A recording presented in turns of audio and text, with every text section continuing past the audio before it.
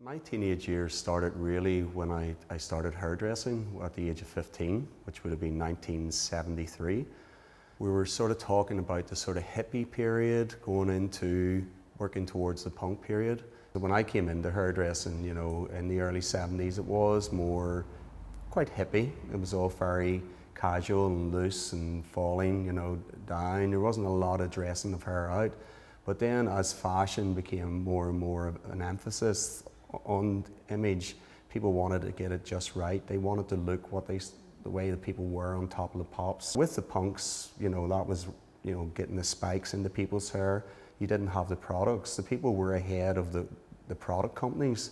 So with the punks, we were learning how to use soap to make spikes stand up for the mohawks and all that there.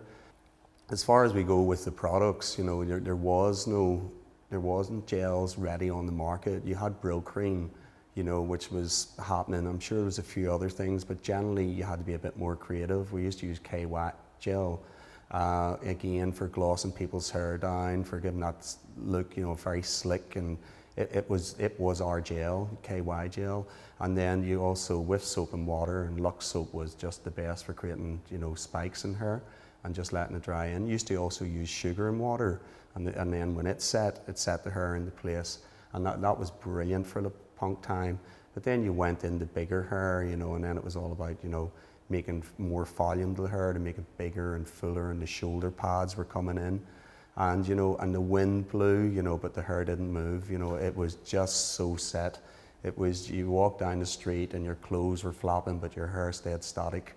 It was totally an unbelievable time. You just had to experiment what could make your hair as stiff as possible. The salon on a Saturday, you would have had, an age group of the young teenagers in, and you would have had, right up to grandmothers.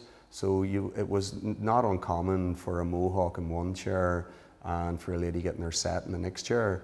But they all gelled together, very, very well, and it actually made it quite exciting. Saturday became a special day, because it really, really made it very, very exciting. That the older people loved watching what the younger ones were doing and saying, that's ridiculous, they think that's nice, but really, they liked the fact that they were doing something outside the box, which was really good, Through my hairdressing, I started to meet all the different styles that were coming in from the punk era in the 77, we then met the new romantics, and then we met I must say I was a bit of a pop-tart myself, because I jumped from fashion to fashion and really enjoyed doing it, but that was part of my business. I personally love all fashion because it's part of my business, and I love all images, so I was always looking for really anything that was going, because I wanted to stay in touch with what was going on.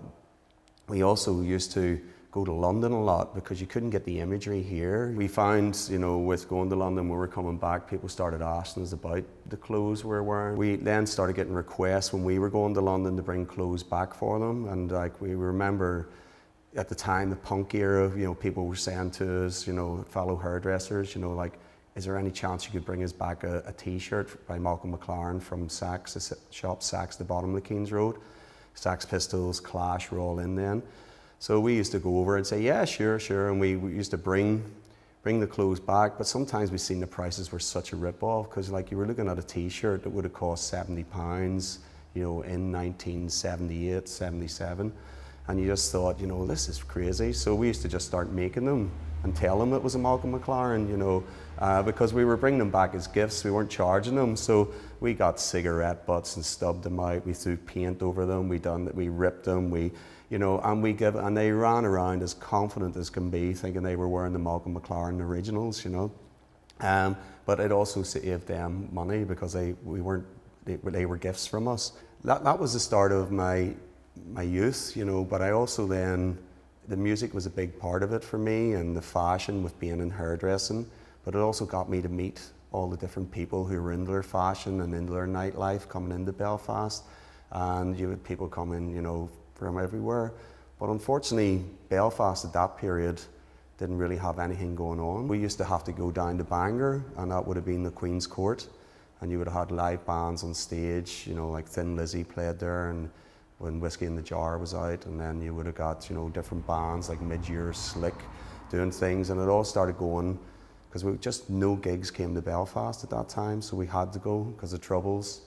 And when we finished work, literally, if you went to a bar in Belfast, 8 o'clock, they closed because the security gates were up.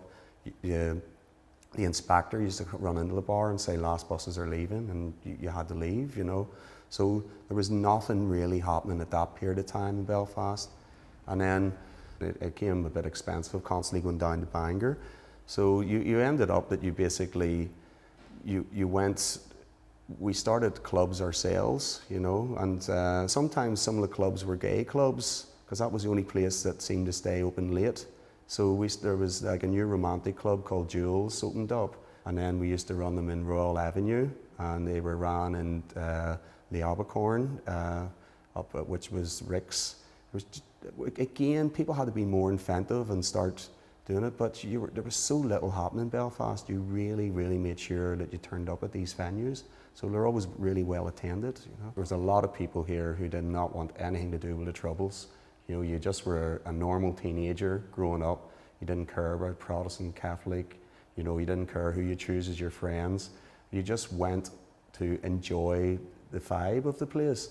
And you know, it was the music that you were into, it was the clothes you were into, you complimented each other on the way you were looking. You made great friends out of it, and people who I still to this day see, and we still have a passion for what we do in our jobs, and we've still kept an interest in fashion, you know, because it's a nice light release.